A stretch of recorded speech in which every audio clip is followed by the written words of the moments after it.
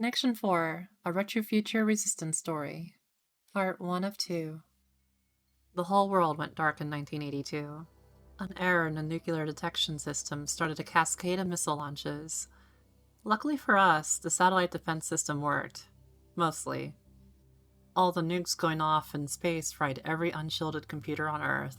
When the lights came back on, the man who may have once carried out a normal, if eventful tenure in office, was the shell of his former self. He was obsessed with preserving what he considered the great American culture as it was before the war. To that end, no new movies, television shows, or music was permitted for mass distribution during the remainder of his life, spanning 6 terms. As he grew older and became more and more consumed by the onset of Alzheimer's, the American government in turn grew more unstable until it at last collapsed on his death in 2004. In 2008, the new Republican Federation was established under its own revised constitution that immortalized the power they gained under the previous administration. Did you get all of that? Matt. Holy shit, Matt. Matt! Thomas threw his textbook across the table, smacking against the arm propping up his friend's head. Chill the hell out. I was reading all right. Just, something more interesting. Computers, said Matt. Computers? Thomas flipped to the previous page. Oh yeah, they were working on ARPANET back then. I think they finalized all the specs the year before the war happened. Matt nods his head and continues to derail the topic of study. So what is it for? The nerds back then used it to talk between the universities. It was like a nationwide electronic bulletin board. No shit, Matt says with a slight grin. Say, do you think any of that equipment survived down in the basement?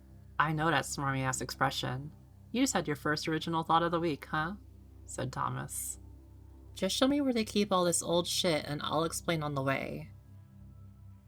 Of all the crackpot plans a borderline dropout could think of, this is not the worst. Step 1, reconnect to universities. Step 2, start talking. Really talking, like in the old days before the regime controlled every line of communication. It's the free exchange of ideas. Thomas pushed through the rusted-out double doors leading to the old communications lab. The walls are lined with dozens of reel-to-reels, consoles, and other wondrous tech of the day.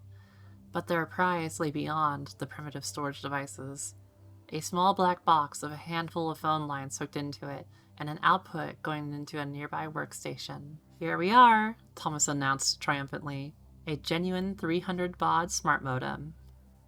A 300 baud smart what done? Just looks like an oversized alarm clock, man. I want to know as if it still works. Thomas foraged around the room for what looked like the headpiece of a rotary phone, then connected it to the back of the boxy device. Well, I don't hear anything. I guess they never bothered to repair the outgoing phone lines from this room. 18 years since Emperor Dickweed died and those feds still haven't repaired the smoked lines. You shouldn't call Reagan a dickweed, Matt.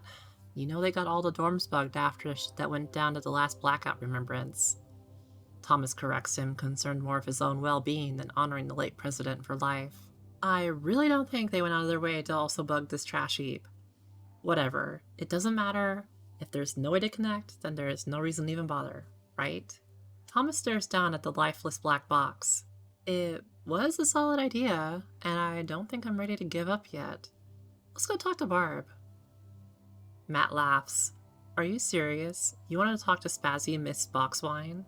Hey, she's a damn genius when it comes to jury rigging tech. Let's just see what she thinks. Barb is a high-functioning alcoholic. Not drunk enough to fail a test on the intricacies of advanced uses of code polymorphism, but never soberer either. Her brother Diesel always gives her shit about it, using some variant of, you can call me whatever you want, but at least I'm not destroying myself. Usually followed up with, don't forget what Mom did to us. Is that how you want to live? As it so happens, today she smells more like brandy than boxed wine. So, what was it you wanted to talk about, Thom? An annoying sidekick? I take exception to that, Matt says plainly. To be fair, it was actually all his idea. Sidekick's first original idea of the week? Thomas is unable to contain himself, and Matt looks like he was going to flip the whole tarnished steel table. A couple of jabs from his nerdy best friend, and he's back down, then explains his grand scheme. At first she was skeptical. Then suddenly, a seed of interest blossomed into a bush of possibilities, which he proceeded to douse in alcohol and light on fire. We break into the radio station and use their transmitter to connect to the other unis. Are you fucking nuts? Thom asks. Your plan is fucking nuts and treason as is. I am just suggesting the best possible option to make it work. We just hack into the broadcasting cables and send out our pirate signals whenever they broadcast out. We'll just make it a frequency too high for humans to hear. Might piss off a few dogs, but we're talking about a potential revolution here. The recording clicks off. A slender man in a plain suit flicks a cigarette into a mountain of other burnt-out buds. A name badge reading Philip Dawson, Department of Counter-Dissidence, dangles from his breast pocket. Is that the best quality we got? Another man in the control booth throws up his arms. Philip grits his teeth. Treason. Revolution. He looks up at the cold fluorescent lights embedded in the ceiling. Lupe, you must be guiding these terrorist scum right to me from heaven. I'm sorry, sir? What? You were talking to the lights again. Are you sure you want us to book an emergency flight just to bring down the hammer on some kids? Phil smacks the ashtray off the table towards his crony and immediately lights another to burn from end to filter in a single breath. Some kids? It was just some kids who shot my wife to death during the last uprising. Book the damn flight. He hacks up a bit of ash sucked up in his nostril during the brief tantrum. And so help me God, if it's Coach, I'll put you on a damn watch list.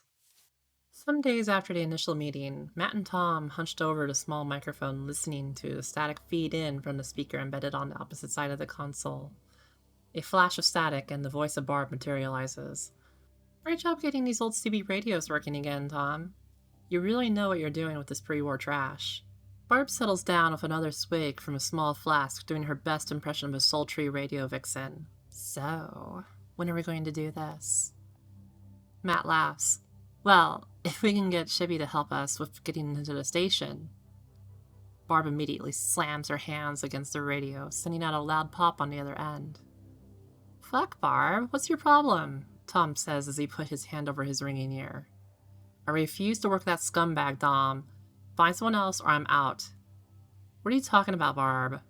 I will never work with him. Barb, calm down, we just need to... He's a cold, heartless, irresponsible bastard who wouldn't lift a finger to help a dying woman. You are drunk and that is a bunch of crap. He is freaking Shibby. Shibby killed my mother. The radio cut out. Thomas tried to reconnect, but no one on the other end wanted to talk. Do you understand the meaning of overriding jurisdiction, Miss Parker? Phil asks, tamping down the end of a cigarette on an otherwise clean desk. Miss Juliana Parker, the facilities administrator, scrunches her withered face. You boys already tore up half the campus installing all those microphones. I'm not too inclined to be agreeable with another disruption. Ma'am, the law is very clearly on my side. I do not care if you're inclined to do anything. Either you comply with my request for entry to the basement storage, or you will be considered an accessory to any anarchist activities I find evidence for. Juliana considers his tone for a moment, then tosses the small ring of keys across the table. I hope you don't mind if I accompany you. Not at all, Miss Parker. What are you hoping to find? She asks as they pass under the communications lab sign. Evidence, Miss Parker. What are you talking about? No one has been down here in decades. As they reach the door to the communications storage room, Phil drops down to a knee and closely examines the floor leading in. The dust has been disturbed.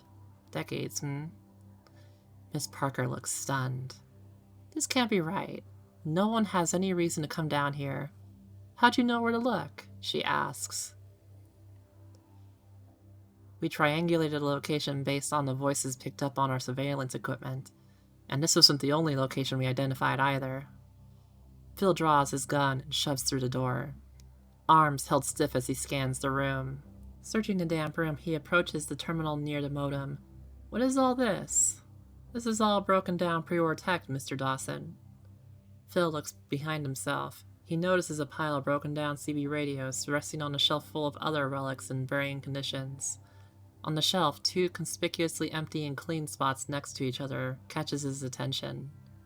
Raising and holstering his gun, he looks back at Juliana with a forced smile. Your cooperation will be noted in my final report. Could you please direct me to the female dorms?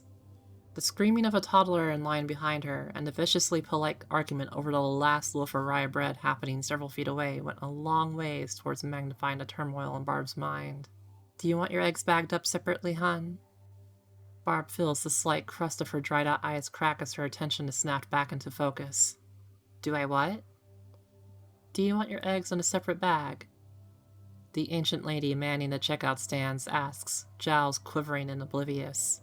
Your sweet little mama used to always make sure they were separate, you know. Didn't want yolk all over her spirits. Barb clenches her jaw, tries not to rip the bags out of the lady's hands, and takes a deep breath. No. The little cookies for her dad aren't packed. If she goes for the bag now, she'll have to leave them behind. Well, okay then, hon. Whatever you want, the old biddy chatters. It's good to see you back in town. Your daddy is getting mighty lonely down there in his little car shop. The last bottle of vodka vanishes into the confines of the second paper bag, and Barb's eyes can't help but follow it, even as the crone carries on. Well, not too lonely, I guess. We had a tall fellow here a little while ago asking after your daddy. Was it Diesel? He looks completely different with that shag beard. Didn't expect him to beat me home. Nah, I was a rude man. One of those government chip-on-your-shoulder types, you know? And he asked about you first. I didn't know you were back, or else I wouldn't have told him to see your daddy. She leans back, unaware of the dawning concern on Barb's face. He had a nasty-looking gun, too. Shouldn't be waving that kind of thing around in a small town like this one. Folk might get scared. Make sure you tell him that when you see him. When did he leave? Barb snaps at her, hands trembling, and a black tension creeps up her spine. The lady blinks, not expecting such a sharp response. It must not have been 20 minutes. Wait, you forgot your bags, she yells. But Barb is already running through the doors of the market, scrambling for her keys. Part 2 of Connection 4 is coming next week. Like and subscribe so you don't miss it. Later.